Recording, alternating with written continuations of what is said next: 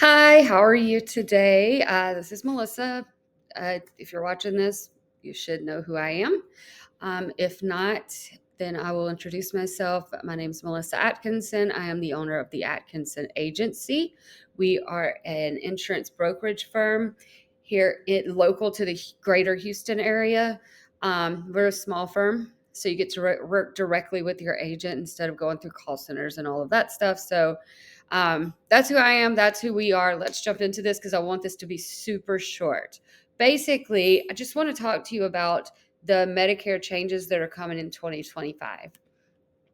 So they move me out of the way here. Well, it's not letting me.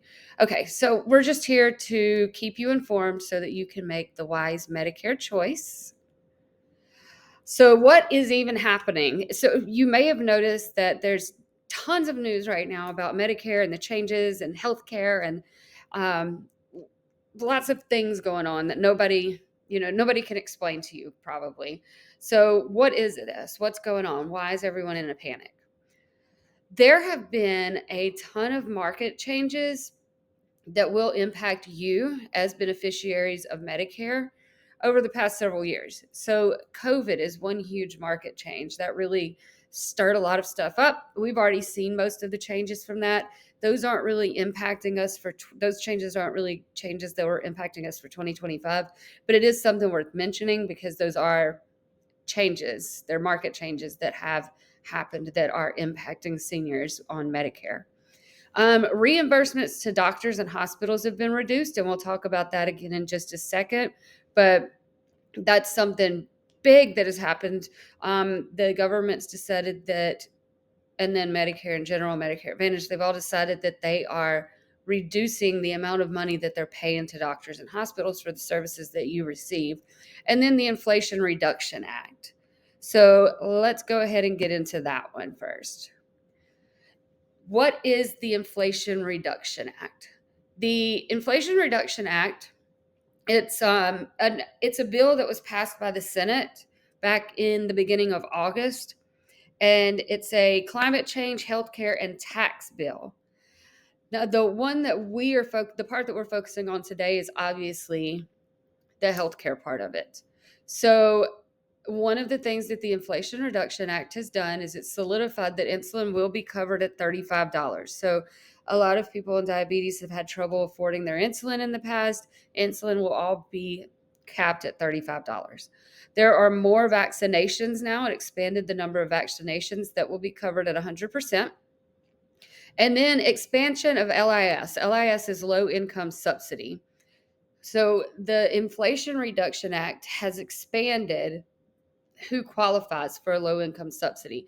And the low income subsidy helps pay for prescriptions, Part B copay, or I'm sorry, Part B premiums, and even some of your copays, coinsurance, and things like that.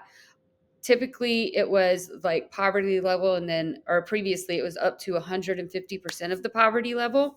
So if you were at poverty level or 50% above poverty level, you could qualify. It's now at 100, it's expanded to 175%. And then the last thing is a $2,000 cap on prescriptions.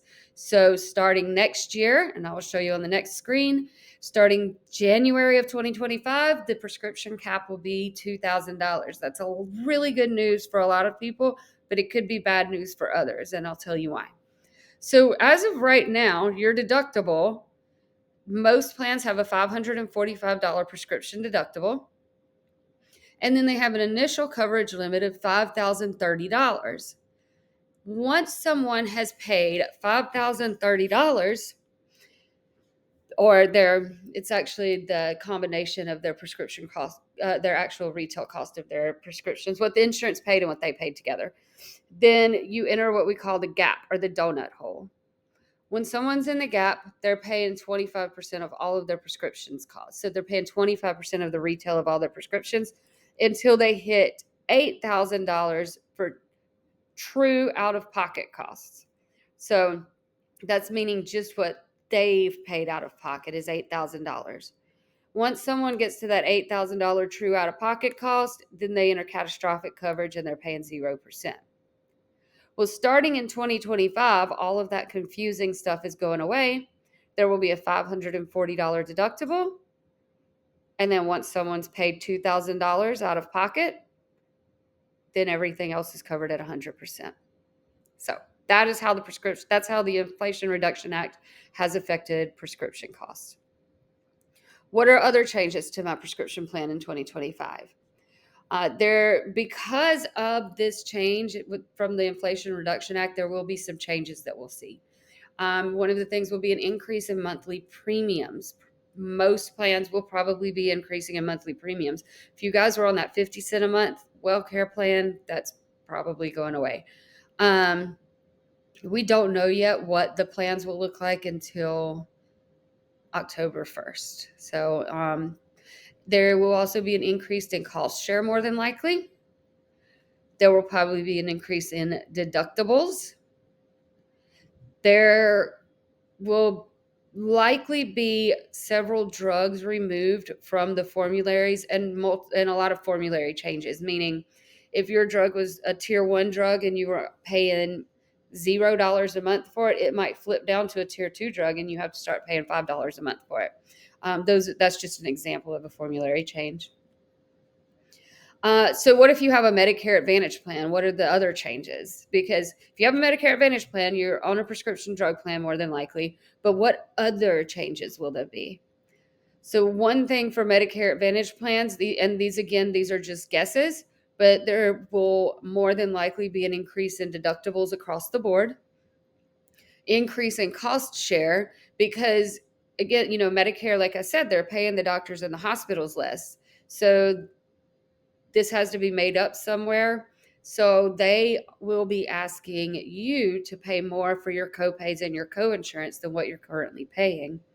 Lots of network changes are predicted. So HMOs are predicted to reduce the size of their network and remove doctors that are not performing up to their standards or who are not seeing enough patients, who are clients of that particular HMO. There's also a predicted decrease in the removal of supplemental benefits, so like your dental, vision, hearing, over the counter, all of these extra benefits that, flex cards, groceries, utilities, all of these things that people have gotten used to receiving on Medicare Advantage plans, those are more than likely, they'll either be decreased or removed. And also the removal of benefits not used often by members, like over-the-counter gym memberships, transportation to doctors, those types of things. What if you have a Medicare supplement plan? What are the other changes in 2025? Well, we'll probably start seeing an increase in plan premiums, depending on what plan you're with, what Medicare supplement plan you're on. Those could be large increases, or they could be small increases. If you are on a supplement plan, typically people think that once they're on a supplement plan, that's the plan they're on for the rest of their life. I switch people all of the time from plans that are really expensive to plans that are less expensive. You never know if you're able to pass underwriting. That's something that you can give me a call, talk to me about, and we'll see if we can't get you on a more affordable plan. We'll also see carriers leaving the market. So what are your next steps? So annual enrollment period's coming up.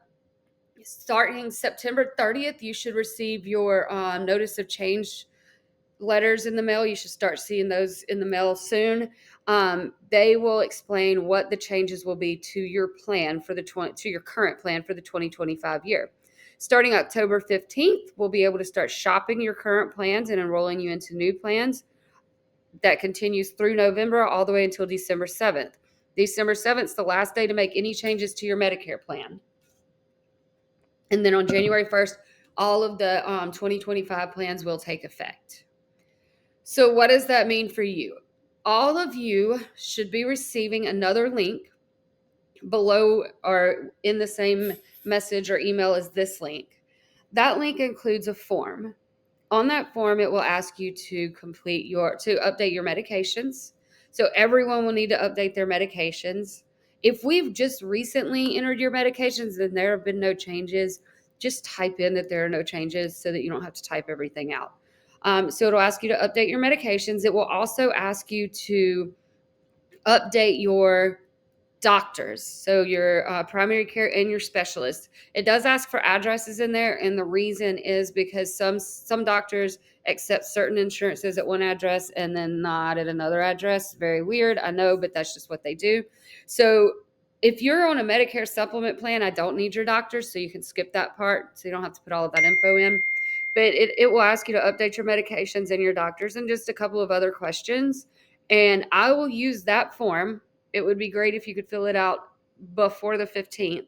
I'll use that form to shop all of the plans, make sure you're still in the best plan for you, or see what we may need to move you to if you're not.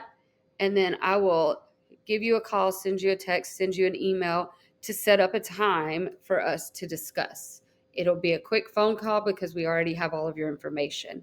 If you are unable to fill out that form for some reason, please feel free to reach out to me. Here's my phone number. Please feel free to reach out to me and to give me that information over the phone, or request that I mail something out to you so you can write down that information. Um, Once I have all of that info, again, we'll shop the plans, we'll figure out what we need to do, and we'll set up a time to chat with you really quick. If you are not my client and somehow you've received this video and you would like for me to review your plan, or you have someone else who you know, sister, brother, mom, dad, cousin, who needs their plans looked at because they're not aware of all of these changes, feel free to forward them that form. It asks for a name, address, phone number, email, all of that stuff. So I'll be able to contact them as um, a client, as a new client, and reach out to them and get that information to them as well. Again, if you need anything, that is my cell phone number. Please feel free to reach out, and I hope to hear from you soon. Bye.